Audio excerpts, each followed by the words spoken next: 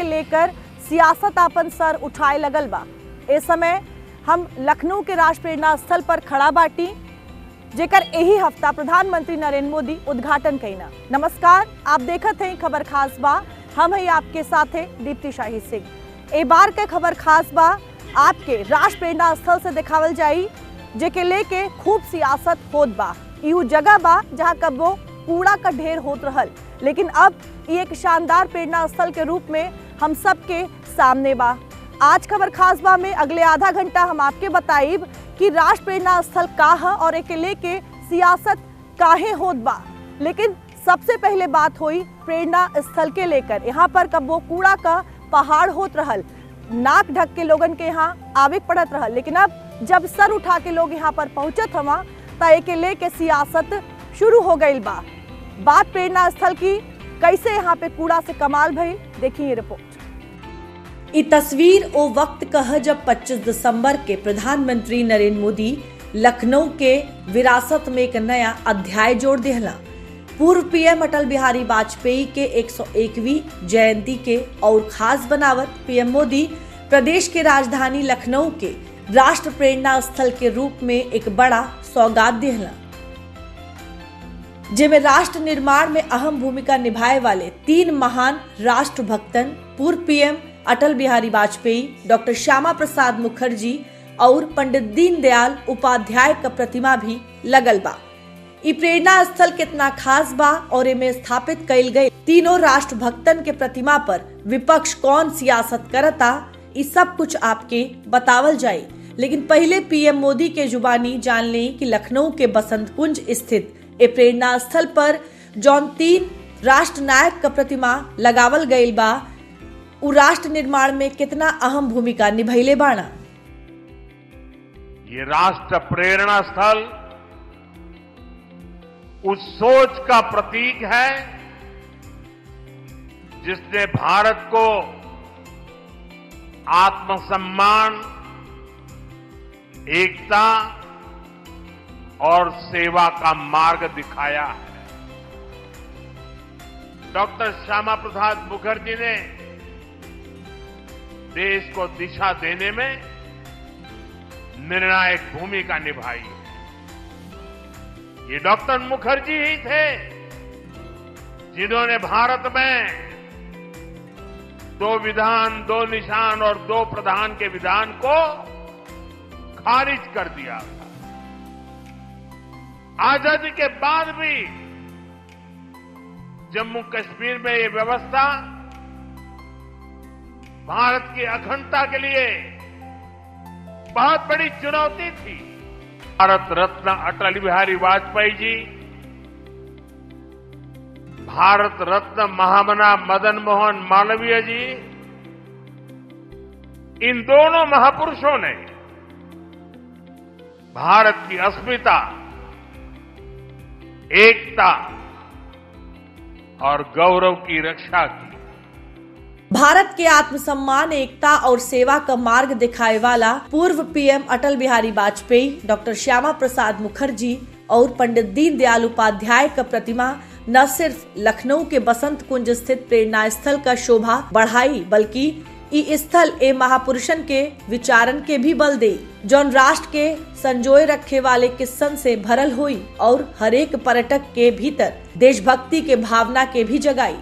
ये राष्ट्र प्रेरणा स्थल हमें संदेश देता है कि हमारा हर कदम, हर पग, हर प्रयास राष्ट्र निर्माण के लिए समर्पित हो। डॉक्टर श्यामा प्रसाद मुखर्जी, पंडित दीनदयाल उपाध्याय जी और अटल बिहारी वाजपेयी जी, इनकी विशाल प्रतिमाएं जितनी ऊंची है, इनसे मिलने वाली प्रेरणाएं उससे भी अधिक बुलंद है। आज आप दिल्ली जाते हैं तो भव्य प्रधानमंत्री संग्रहालय आपका स्वागत करता है। वहां आजाद भारत के हर प्रधानमंत्री चाहे कार्यकाल कितना भी छोटा रहा हो, सबको उचित सम्मान और स्थान दिया गया है। साथियों, कांग्रेस और उसके सहयोगियों ने राजनीतिक रूप से भाजपा को हमेशा अछूत बनाए रखा, लेकिन भाजपा के संस्कार हमें सबका सम्मान करना सिखाते हैं। दरअसल ई प्रेरणा स्थल लखनऊ के ओ जगह बनल बा जहां कब्बो कूड़ा का ढेर होत रहल। ए बदबूदार जगह पर लोग आए जाए से कतरात रहना, लेकिन अब यहाँ लोग आवत हवा और हॉलीडे पे अपने परिवार के साथ एंजॉय भी करी हैं। कूड़ा के ढेर पर बनल ई प्रेरणा स्थल कितना रुपया के लागत से बनल बा और कितना एकड़ में फैलल बा, एहू के समझी। ई प्रेरणा स्थल लखनऊ के बसंत कुंज योजना का हिस्सा है, जौन सेक्टर जे में स्थित बा। एकर निर्माण में लगभग 230 करोड़ का खर्च आयल बा और एकर निर्माण लखनऊ विकास प्राधिकरण लगभग 65 एकड़ के जमीन पे कैले बा। प्रेरणा स्थल के सबसे खास बात ई बा कि एकर आकृति कमल के फूल के आकार का है। गुरुवार के सुशासन, संकल्प और सेवा के प्रतीक अटल बिहारी वाजपेयी के जयंती के अवसर पर पीएम मोदी के हाथ से जैसे ही राष्ट्र प्रेरणा स्थल का लोकार्पण भइल, वैसे ई साफ हो गई कि स्मारक सिर्फ अतीत का याद नहीं बल्कि भविष्य का संकल्प बनके भारत के विकसित राष्ट्र बनने का प्रेरणा देत रही।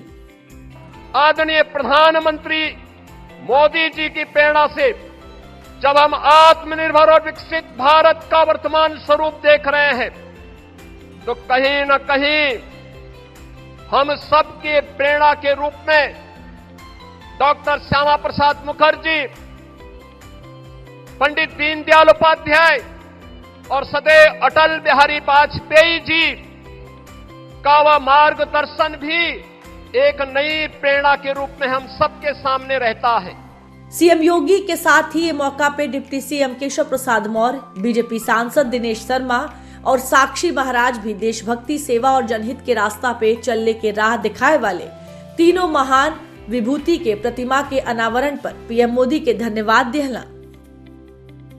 आज 25 दिसंबर परम पूज्य अटल बिहारी वाजपेयी जी जो भारत रत्न हैं, उनके शताब्दी वर्ष पर ऐतिहासिक दिन हो गया लखनऊ के लिए, जब डॉक्टर श्यामा प्रसाद मुखर्जी जी, पंडित दीनदयाल उपाध्याय जी और श्रद्धेय अटल जी की त्रिवेणी के रूप में राष्ट्रीय प्रेरणा स्थल ये उत्तर प्रदेश को माननीय प्रधानमंत्री श्री नरेंद्र मोदी जी के हाथों से सौगात के रूप में प्राप्त हुआ है। सबको बहुत बधाई, बहुत अभिनंदन। और माननीय प्रधानमंत्री जी ने आज बहुत सारगर्भी संबोधन दिया है, जिससे एक नया उत्साह लोगों के अंदर आया है और हम इसे ऐतिहासिक मानते हैं और आने वाले समय में ये एक तीर्थ स्थल की तरह प्रदेशवासियों के लिए प्राप्त होगा। मौजूद है क्या? मैं तो यही कहूंगा कि ये अद्भुत दृश्य है कि तीन सदपुरुष जहां पर एक साथ व्याप्त हों, तो एकात्म मानववाद का, आर्थिक संतुलन का संदेश दीनदयाल जी से, एकता और अखंडता का राष्ट्र का संदेश है श्यामा प्रसाद मुखर्जी से, संवाद, सुचिता, समन्वय और सौहार्द का संदेश अटल जी से, जहां तीन सदपुरुषों का सारी बातों का समागम एक साथ हो, वो प्रेरणा स्थल का इससे भव्य उद्घाटन नहीं हो सकता था। लाखों लाख लोग समान ही रहे हैं यहाँ पर। जनसंघ के दीपक से लेके भारतीय जनता पार्टी के कमल, और कभी एक भी एमपी नहीं होता था, तब से लेकर अब तक विश्व के सबसे ताकतवर प्रधानमंत्री रूप में मोदी जी का पदासीन होना, इन तीनों पुरुषों की प्रेरणा से यहाँ तक पहुँचे हैं। अब ये प्रेरणा स्थल बना दिया गया है राष्ट्र का, सारा राष्ट्र यहाँ से प्रेरणा लेगा और मोदी जी ने इनसे ही प्रेरणा लेकर के 2047 तक विकसित भारत निर्माण करने का जो संकल्प लिया है, तो इन तीनों महापुरुषों की प्रेरणा से 2047 तक भारत विकसित हो। बता दें कि आजादी के बाद भइल देश में पहली बार आम चुनाव में पंडित दीनदयाल उपाध्याय और डॉक्टर श्यामा प्रसाद मुखर्जी वाली भारतीय जनसंघ पार्टी मात्र 2 सीट ही जीत पाइल रहल, लेकिन वो पार्टी भारत के लोगन में देशभक्ति और सेवा के भावना के जन्म दिहलस। यह कारण से देश के त्रिवेणी कहे जाए वाले इन तीनों महान देश प्रेमियन के लखनऊ के बसंत कुंज स्थित राष्ट्र प्रेरणा स्थल में विशेष जगह देवल गईल बा। तीनों राष्ट्रभक्तन के प्रतिमा के अलावा ए प्रेरणा स्थल योजना के मुख्य आकर्षण केंद्र में और काका होई इहो जान ले। प्रेरणा स्थल पर भारत रत्न अटल बिहारी वाजपेयी, पंडित दीनदयाल उपाध्याय और डॉक्टर श्यामा प्रसाद मुखर्जी के लगावल गई प्रतिमा लोगन का ध्यान अपनी ओर खींची। एक साथ ही यहाँ पे 6000 वर्ग मीटर में museum block, meditation centre, 3 helipad और 5 टॉयलेट ब्लॉक भी बनावल गई बा। साथ ही यहाँ बनल पाथवे, विशाल स्टेज और खुला मैदान भी ए जगह के और खास बनावेला। दरअसल लखनऊ स्थित ये विशाल प्रेरणा स्थल न सिर्फ लोगन खाती पर्यटन के जगह बनी, बल्कि यहाँ बनल म्यूजियम ब्लॉक लोगन में राष्ट्रभक्ति के भावना भी जगाई, जहाँ वीडियो, ऑडियो और चित्र के माध्यम से राष्ट्र नायकन के जीवन प्रसंगन के जीवंत कइल जाई। 98,000 वर्ग फुट में बनल ई म्यूजियम 2 मंजिला में विकसित कइल गइल बा, जेमें 5 gallery, 5 courtyard, 12 interpretation wall, VVIP green room का निर्माण कइल गइल बा। एकरे अलावा ये म्यूजियम ब्लॉक में 5 गैलरी भी बाटी। पहला गैलरी में राष्ट्र नायक के जीवन से जुड़ल प्रेरणादायक प्रसंगन के दिखावल जाई। दूसरा गैलरी में भारतीय जनसंघ के स्थापना, ओकर विचार और विकास यात्रा के दर्शावल गइल बा। वही म्यूजियम के तीसरा गैलरी डॉक्टर श्यामा प्रसाद मुखर्जी के समर्पित बा। चौथा गैलरी पंडित दीनदयाल उपाध्याय और 5वां गैलरी श्रद्धेय अटल बिहारी वाजपेयी के समर्पित बा। एक गैलरियन में 3 राष्ट्र नायक के जीवन के प्रेरक प्रसंग के जीवंत कइल गइल बा। दरअसल भारतीय जनसंघ और बीजेपी से ताल्लुकात रखे वाले तीनों राष्ट्र नायकन के प्रतिमा लखनऊ के जौन राष्ट्र प्रेरणा स्थल पर स्थापित कइल गइल बा, वहाँ विशाल स्थल बनने का काम अपने आप में ही एक चुनौती रहल। IIM रोड स्थित ई घैला इलाका कब्बो कूड़ा का ढेर होत रहल, दुर्गंध और गंदगी खाती मशहूर रहल, जेकरे चलते आसपास के उपजाऊ जमीन और गोमती नदी जहरीला होत रहल। लिहाजा साल 2020 में ए बदनुमा दाग के खत्म करे का जिम्मा लखनऊ नगर निगम उठैलस। गैला डंपिंग ग्राउंड से 6.5 लाख मीट्रिक टन से ज्यादा कूड़ा हटावल अफसरन खाती चुनौती रहल। यही खाती अफसरन लोग कूड़ा के शिवरी शिफ्ट करे का ब्लूप्रिंट तैयार कईना। नगर निगम के एक काम में लगभग 6 साल का समय लगल और 13 करोड़ रुपया खर्च भइल। और जब जमीन पहले जैसे उपजाऊ हो गई, तब जमीन के LDA के सौंप देवल गई। उसके बाद LDA 3 साल के अंदर ए पूरा इलाका के भव्य राष्ट्र प्रेरणा स्थल के रूप में विकसित कर दिहलस। यहाँ पहले कूड़े का ढेर था। यहाँ हमको लगता 15-20 साल पहले यहाँ कूड़े बिके जाते थे, शहर की गंदगी बिके जाती थी। आज ये भारतीय जनता पार्टी की सरकार, मोदी जी और योगी जी जब इसको देखे तो राष्ट्र प्रेरणा स्थल अटल जी शताब्दी के दिन इसको एक पार्क की नसीहत देने का काम किया। लखनऊ वासियों का सुंदरीकरण का एक नसीहत दिए हैं। प्रधानमंत्री की योजना सबका साथ सबका विकास सबके विश्वास की योजना बनाते हैं। प्रधानमंत्री चाहिए होगी। जो स्थल बनाया है, वैसे तो ये डंपिंग ग्राउंड था और इसको इतना भव्य तरीके से बनाया है उनकी याद में कि यहाँ पर मुझे लग रहा है आने वाले टाइम में टूरिज्म का भी स्कोप होगा, क्योंकि इतना बड़ा एरिया है, 2 लाख के आसपास लोग आएंगे, तो बाहर से भी हमारे लखनऊ के लिए तो बहुत अच्छा है। प्लस प्रधानमंत्री जी अभी तक उनका 11 साल का जो भी उनका शासनकाल रहा है वो तो बहुत ही सुंदर रहा है। और वो ये तो ऐसा लगता है हर दिन उनकी शुरुआत है, वो कुछ ना कुछ तो नया उपहार देते ही रहते हैं हम लोगों को। तो एक तो हम लोगों की आदत भी बिगड़ चुकी है, उनका बहुत ज़्यादा करना ही हम लोग की आदत बिगड़ रही है। लेकिन खैर बेस्ट हैं हमारे प्रधानमंत्री, और उनके लिए अब क्या कहें, उनके लिए शब्द कम है। ये महान मूर्तियों को लोग भूल चुके थे, लेकिन अब आप देखिए कि लोगों को स्मरण आ रहा है कि हाँ, इन्होंने हमारे राष्ट्र के लिए और हमारे लिए कुछ किया है, और ये हमारे प्रेरणा स्रोत भी है। प्रशासन और प्रदेश सरकार की कड़ी मेहनत के बाद लखनऊ में निर्मित ये प्रेरणा स्थल आज आधुनिक भारत का सबसे भव्य वैचारिक स्मारक में से एक बा। ये परिसर न सिर्फ कला का अद्भुत उदाहरण बा, बल्कि ये भारत के राजनीतिक चेतना का जीवंत दस्तावेज भी बा, जेकर जिक्र खुद PM मोदी भी कैले बाड़ा। आज आत्मनिर्भरता के उसी मंत्र को हम नई बुलंदी दे रहे हैं। मेड इन इंडिया सामान आज दुनिया भर में पहुंच रहा है। यहां यूपी में ही देखिए, एक तरफ एक जनपद एक उत्पाद का इतना बड़ा अभियान चल रहा है। छोटे छोटे उद्योगों छोटी छोटी इकाइयों का सामर्थ्य बढ़ रहा है। दूसरी तरफ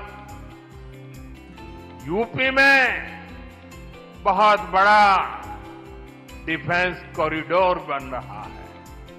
दीनदयाल जी ने एकात्म मानववाद का दर्शन भी दिया, जहां शरीर, मन, बुद्धि और आत्मा सबका विकास हो। दीनदयाल जी के सपने को मोदी ने अपना संकल्प बनाया है।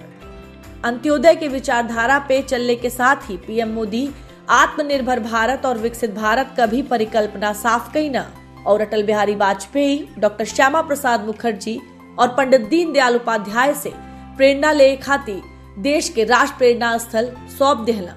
लेकिन ये प्रेरणा स्थल पर लगावल गई ए मूर्तियन से कुछ सियासतदान के मिर्ची भी लगत बा और उनके ओर से तरह तरह का बयानबाजी भी होत बा। असदुद्दीन ओवैसी के पार्टी AIMIM और समाजवादी पार्टी मूर्तियन के चयन के लेके बीजेपी पे सवाल उठावता। राष्ट्र प्रेरणा स्थल के बड़ा ही भव्य तरीका से बनावल गईल बा। कहल जात बा कि जौन जगह है वो आए वाला समय में राष्ट्र के बढ़हन प्रेरणा देई। यहाँ पे तमाम ऐसा मूर्ति भी लगल बा राष्ट्र नायक, जननायक और उनके जीवन से जुड़ल कई जानकारी भी लोगन के मिली। लेकिन ए राष्ट्र प्रेरणा स्थल पर जो सियासत है वो अपन राजनीतिक रोटी सेकत बा, तोप का गोला भी चलावत बा। लेकिन बड़ी बात ये बा कि उहे लोग हवा जौन खुद अपने सत्ता में रहत लखनऊ के अंदर कई बढ़हन पार्क भी बनवैना, और अब जब ऐसा एक पार्क बनल बा जौन राष्ट्र के प्रेरणा देत बा तो के लेके आखिर सियासत काहे करत हवा। आई एक बार आपके इहो बतावत है कि वो कौन लोग हवा जौन एके लेके सियासत कहत हवा, का कुछ कहत हवा और कैसे 2027 का जौन महाभारत बा ओमे मूर्ति के लेके संग्राम होत बा। प्रेरणा स्थल पर स्थापित असदुद्दीन ओवैसी के पार्टी के प्रवक्ता सैयद असीम वकार भी एके पंडा स्थल करार देहले बाणा कि वहां 3 मूर्तियां बहुत बड़ी बड़ी लगी हैं, 3 महापुरुषों की। पहली है पंडित दीनदयाल उपाध्याय जी की, दूसरी पंडित श्यामा प्रसाद मुखर्जी जी की और तीसरी पंडित अटल बिहारी वाजपेयी जी की। तो मुझे लगा कि ये प्रेरणा स्थल है या पंडा स्थल है। पूरे भारतवर्ष में ब्राह्मणों की जो आबादी है वो 4 से 5%, जो सरकारी आंकड़ा है वो है 3 से 5% के बीच। मैं 4% एवरेज माने ले रहा हूं। तो 4% की आबादी वाले ब्राह्मणों की 3 बड़ी मूर्तियां लगाकर प्रेरणा स्थल बनाया जा रहा है, और 96% आबादी वाले लोगों में से कोई महापुरुष गुजरा ही नहीं। मैं भारतीय जनता पार्टी से सवाल पूछ रहा हूं कि 96% की आबादी में से आपको कोई भी ऐसा महापुरुष नहीं मिला आपकी पार्टी में भी जिसकी मूर्ति लगाई जा सकती। तो ये पंडित प्रेरणा स्थल है। ये तीनों लोग आरएसएस से जुड़े हुए थे। ये आरएसएस प्रेरणा स्थल है। ये कौन सा प्रेरणा स्थल है? आप क्या साबित करना चाहते हैं? AIMIM प्रवक्ता सैयद असीम वकार आबादी के समीकरण के मुद्दा बनावत बीजेपी पे ब्राह्मणवादी के राजनीति का आरोप लगैले बाणा। ता ओही समाजवादी पार्टी भी ये मुद्दा पे भाजपा के घेरले बा। सपा प्रवक्ता फकरुल हसन चांद पार्क में पीडीए समाज के महापुरुषन का मूर्ति न लगैले पे बीजेपी पे सवाल खड़ा कैले बाड़ा। लेकिन कहल जाला कि मूर्ति भले ही कब्बो बोलेली नहीं, लेकिन जब बात सियासत का हो तब मूर्ति भी बोले लगेली। दरअसल प्रदेश के राजनीति में मूर्तियन के जरिए विचारधारा का प्रचार प्रसार कैल कांग्रेस से लेके सपा और बसपा सभी दल कैले बा, और मूर्ति स्थापित कराए के मामला में बीएसपी प्रमुख मायावती के आसपास भी केहू नहीं टिक सकेला। लखनऊ से लेके नोएडा तक बीएसपी कई स्मारक बनैले बा। दोनों शहर में अंबेडकर पार्क कई वजह से विवाद में भी रहल। लखनऊ में बनल अंबेडकर पार्क में छोटा बड़ा मिलाकर करीब 3000 हाथी का मूर्ति बीएसपी लगवैले बा। महापुरुषन के अलावा खुद मायावती आपन मूर्ति भी लगवैले बाड़ी। मायावती के एक काम के लेके राजनीतिक विवाद हमेशा बनल रहेला। मायावती के बाद जब साल 2012 में अखिलेश यादव सीएम बनला तो पिछला बीएसपी सरकार पे 40,000 करोड़ के मूर्ति घोटाला का आरोप लगैले रहना। लेकिन कुछ समय बाद खुद अखिलेश भी मायावती के रास्ता पे निकल पड़ना और लखनऊ के गोमती नगर में एशिया का सबसे बड़ा पार्क जनेश्वर मिश्र पार्क बनवौला। अखिलेश यादव करीब 300 करोड़ रुपया के लागत से लखनऊ में जनेश्वर पार्क बनवैला। ए पार्क में लगावल गई जनेश्वर मिश्र का मूर्ति 25 फीट ऊंचा और लगभग 19 टन वजनी है। यही तरह अखिलेश लखनऊ के गोमती नगर में भी डॉक्टर राम मनोहर लोहिया पार्क का निर्माण करवैला। हालांकि आंकड़ा में अखिलेश यादव मायावती से कम ही मूर्ति लगवैले बाड़ा, लेकिन महापुरुषन के मूर्तियन के जरिए अपन विचारधारा और वोट बैंक के सधले का आरोप सपा पर भी लगत रहेला। साल रहल 2014 जब यूपी के मुख्यमंत्री अखिलेश यादव समाजवादी नेता जनेश्वर मिश्र के नाम से ए पार्क का निर्माण कैला। इस समय हम जनेश्वर मिश्र पार्क पर ही खड़ा बानी। सियासी जानकारन का मानल जा तो ई पार्क मुलायम सिंह यादव के सोशल इंजीनियरिंग वाली सियासत से भी जुड़ल रहल और ए पार्क के सियासी टूल किट बना के ब्राह्मण वोटरन के सधले का जौन सपना बा उहो देखल गई रहल। हालांकि ई सपना पूरा नहीं हो पाई। आज उहे अखिलेश यादव जब राष्ट्र प्रेरणा स्थल जैसन पार्क बनल बा तो अकेले के सियासत करत नजर आवत हम। दरअसल राष्ट्र प्रेरणा स्थल पर जौन 3 महापुरुष पूर्व पीएम अटल बिहारी वाजपेयी, डॉक्टर श्यामा प्रसाद मुखर्जी और पंडित दीनदयाल उपाध्याय का प्रतिमा लगल बा। ये सब आज के बीजेपी के मार्गदर्शक हवा और अपने समय में इस सब नेता प्रखर हिंदुत्व का चेहरा मानल जात रहना। लिहाजा प्रदेश के अंदर अखिलेश यादव जौन पीडीए समाज का नारा बुलंद करत हवा अब बीजेपी द्वारा स्थापित कैल गई। ये 3 राष्ट्रभक्तन के मूर्ति से सपा के सियासी झटका त जरूर लगी, काहे से कि मानल जात बा कि बीजेपी के एक कदम से ब्राह्मण वोटर एकजुट हुई। दरअसल यूपी में ब्राह्मण मतदाता करीब 9% मानल जाला। वहीं 12 जिला ऐसन बाड़ा जहां ब्राह्मण आबादी 15% से अधिक बा। एक साथ ही सूबे के 90 से अधिक विधानसभा सीटन पर ब्राह्मण वोटर निर्णायक भूमिका निभावेला। अब ऐसे में भले ही जनसंघ के 3 सदस्यन का मूर्ति प्रेरणा स्थल पर स्थापित कैले के पीछे बीजेपी का मकसद बिल्कुल भी राजनीतिक न रहल होखे, लेकिन मानल जात बा कि ब्राह्मण वोट बैंक के एकजुट भइले से 2027 के विधानसभा चुनाव में बीजेपी के एकर फायदा मिल सकेला। लिहाजा ब्राह्मण में वोट बैंक तलाशे वाली सपा के छटपटाहट का इहो एक बड़ा कारण बा। लखनऊ के पार्क हमेशा से एकर शोभा बढ़ाइले बाड़ा, लेकिन एके लेके सियासत भी खूब भइल बा। यूपी में पार्कन पे सियासन का इतिहास पुराना बा। चाहे मायावती के रामाबाई और अंबेडकर पार्क के बात हो, चाहे अखिलेश यादव के लोहिया और जनेश्वर मिश्र पार्क के बात हो, या फिर कूड़ा के ढेर से बनल राष्ट्र प्रेरणा स्थल के बात बा। का पर सियासत करल ठीक बा? का हमारे देश में महापुरुषन के जीवन के लेकर उनसे प्रेरणा लेके राष्ट्र के विकास खातिर, निर्माण खातिर पहले कोनो काम नहीं कैल गई बा? सवाल इस दर्शकन से भी बा कि कब तक आपके और हमके जाति और धर्म के नाम पर बरगराई जाई? का उस समय नहीं आ गई बा कि जब राष्ट्र निर्माण के बात हो, सशक्तिकरण के बात हो? ए पर जरूर सोचब। आज के खबर खास बा में हमारे साथे बस इतना ही। अगले बार कोनो नया विषय के साथ आपसे फिर मुलाकात हुई। तब तक खातिर आप देखत रही दूरदर्शन उत्तर प्रदेश।